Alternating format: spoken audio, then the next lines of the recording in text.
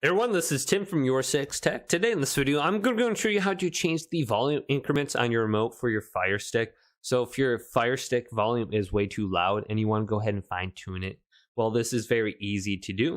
If we go on over to settings and we go down, let's go to equipment control, then go to manage equipment right here and go to TV and make sure your TV is set up. Otherwise you might have to add or change a TV. But once we have it set up, we can go to volume increments right here. And we can use the rewind button or the fast forward button to change the increments. And this will determine how much the volume will increase per press. So go ahead and just select this and just figure out what you like. Then you can go back. And if you are having like way too soft of sound or your audio is just kind of messed up, you can try going to display and sound.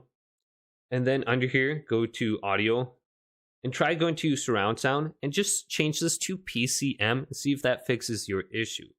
So hopefully this video did indeed help you guys out. If it did, leave a big thumbs up and subscribe to my channel down below for more tech videos coming up next on YourSixTech.